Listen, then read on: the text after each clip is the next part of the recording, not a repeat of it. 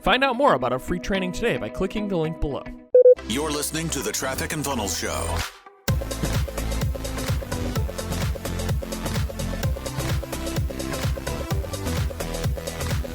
What's going on, folks? This is Alan, producer of the TNF Show. Today's episode comes from a Q&A session between Traffic and Funnels COO Tommy and Client Success Director Alex, where they discuss consistency within hiring practices and when to use a W-2 versus a 1099 contract. Join our podcast subscriber community by visiting trafficandfunnels.com/subscribe to get a free gift from us and also to get access to special deals on our next level paid products. All right, let's get to it. I hope everybody's having a great fall. And I hope you guys are again, finishing up and having a strong end to Q4 here. I know TF certainly is, and the other three business units that we've got running now, we're, never a dull moment here. And, of course, the two newest ones, those ones are, of course, still starting out. So we're learning from some of the challenges that we've had in those ones. But again, we're growing very quickly. So I think today's topic of hiring and, W-2 versus 1099 and legal and taxation and all the kinds of things that people are going to want to, ask about and talk about is something that we're dealing with, again, on an hourly basis here. We currently have almost 100 people across the organizations that we have. And, we're certainly growing at a sprint. So part of my function here is to make sure that we're doing this in a way that is sustainable and is structured so that, we don't have, growing too quickly without having a structured base supporting it is a recipe for disaster. Because again, if you can't support it, you're going to have legal issues with the IRS, intercompany issues, even with people, if jobs titles aren't lining up and salaries aren't lining up and things like that. So this is really just one particular area that our team and myself work very closely with to make sure, again, that we are compliant and that we're poised to scale, because you can grow as quickly as you want and you can have the biggest top line number in the world, but if you're not profitable and you're not saving your money as best you can, it's really useless, because we would rather have half the income of another company but 4 times the profitability. Because like I always say, I joke, you don't take percentages to the bank, you take dollars to the bank. And so again, it is all about that net profit margin. And if we're not protecting these kinds of things, we're not poising ourselves to scale, we're simply not going to be able to grow successfully. Another cliche, but that is entirely true. You have to slow down to speed up 100%, especially when it comes to hiring. We see people, all of the time, the managers are always going to tell you, I need to start tomorrow and I need her, here tomorrow morning. And so that's always going to be the case. And just as long as you've got the appropriate contracts, the appropriate structure, and you're doing this in an appropriate manner, then you can do that. But if you're not, and you're just sort of piling on and bolting everything on, all you're doing really is preparing yourself for a very, very tough situation that can be very, very costly, very time consuming and difficult to correct. So some of the core fundamentals I like to think about is going to be consistency. Now, consistency as it relates to hiring, when we're talking about hiring a W-2 employee or hiring a contractor as a 1099 contract. Tommy, I'm going to interrupt you for a moment because we had a couple questions. For those of you who are international, W-2, when we mention W-2, what we're referring to, that's actually a tax. It's a tax lingo here in the U.S. But if you're international, what we're referring to when you hear W-2 is an actual employee, typically full-time employee of your company versus a contractor, somebody that you contract for a role, but they might have other obligations, other clients, other people that they serve. So when we mention W-2, it is an employee versus a contractor. Correct. Yes. And think of it this way, when you're dealing with people that you again, we're calling this in employing these people in the States. I don't know what they call it in some other countries, but you are responsible for paying the government their money, right? As an employer, you withhold that money and you're giving it to the IRS. So along with, that structure comes other obligations, related to payroll taxes. And are you offering benefits to these people?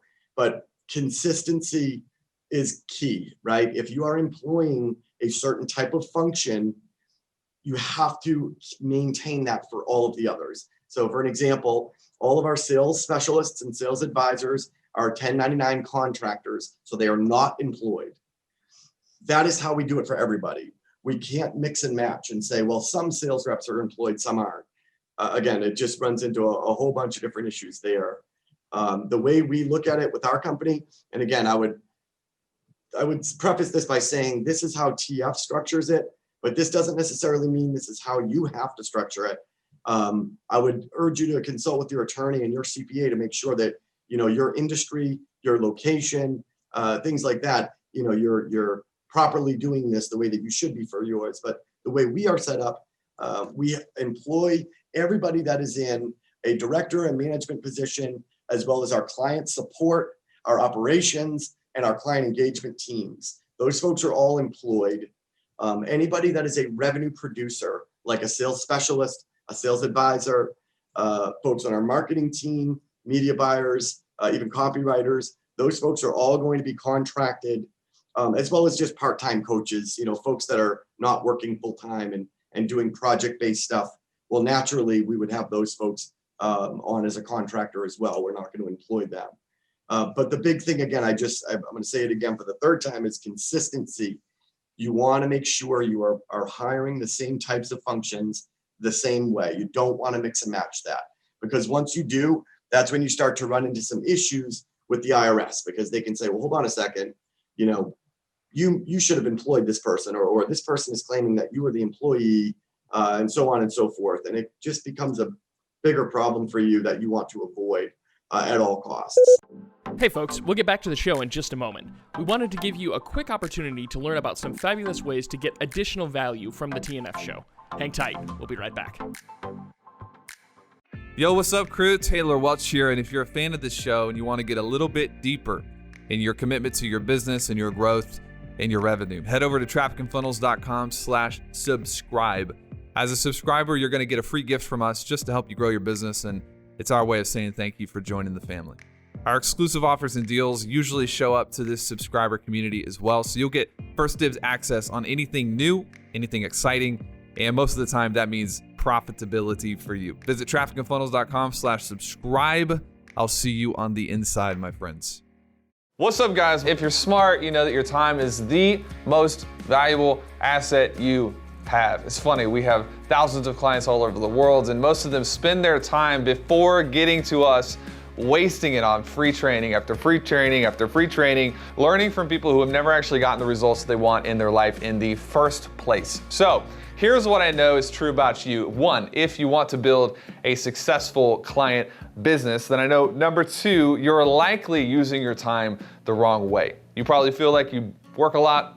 Maybe you feel a little burned out. Maybe you feel like you're not earning the amount of income that is equal to the amount of effort you're putting in. And number three, I know that if someone could show you a way to work less and earn more, you'd probably take it. But if that way was free, you'd probably take it in a heartbeat. So I've got a training for you. It's about an hour. If you can invest an hour of your time, I could save you the next 4 years of toil, figuring out how to do it right, get more clients, get better clients, earn more per client, and ultimately have control over your business, maybe for the first time in your life. I've done it for myself, and we've done it for about 5,000 other clients as well. Check out this free training. It will cost you nothing except for being poor. It'll cost you being poor. You have to trade being poor for being rich. Anyways, this is a joke. Just hop in. Let's see you inside. Visit trafficandfunnels.com/Holy Grail. That's trafficandfunnels.com/Holy Grail.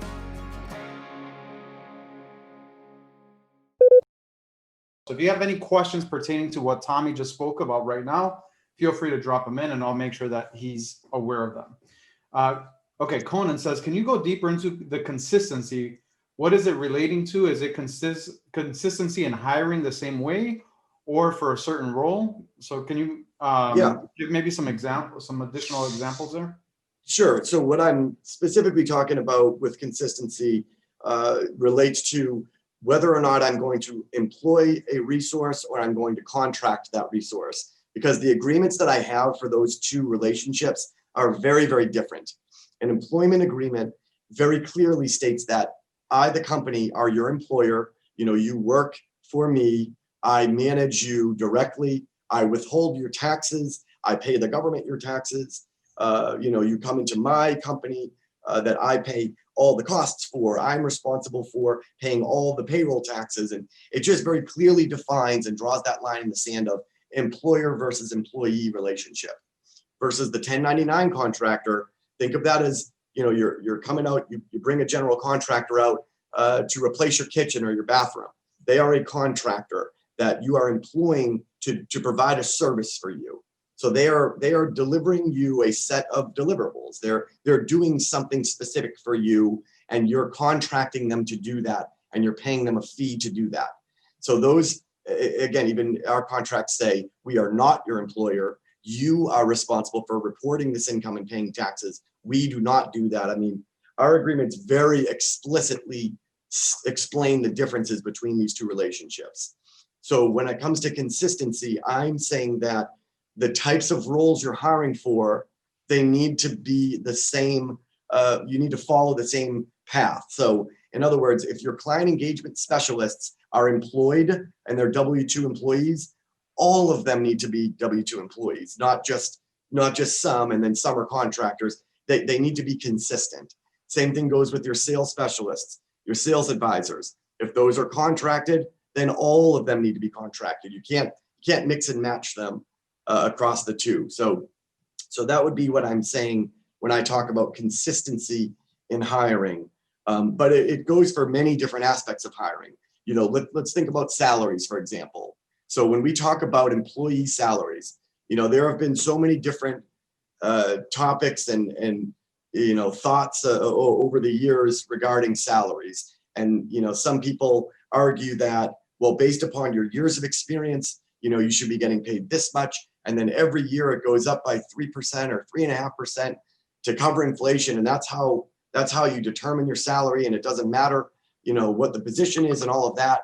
But more modern thinkers, especially in the tech world, look, I don't care if somebody is 25 years old, 55 years old, male, female, nothing matters. All I care about is this resource going to do the job that I need them to do? And if so, I'm going to pay them what that job is worth to this company. And that might be 10 grand more, it might be 20 grand more than what they were making in their last job, but I'm paying them based upon what the job is. Nothing else matters. Now, when it comes to experience, of course, they're going to need to have experience to be able to do that job. And so, traditionally, you'll see an income, increase over time. But, a lot of people think that like, oh, well, since this person's only making this much, I'm going to only offer them 5 grand more. You know what? Look, if what you're paying for that function is 20 grand more, and you think this person's going to do it and they do a great job, pay them the 20 grand more.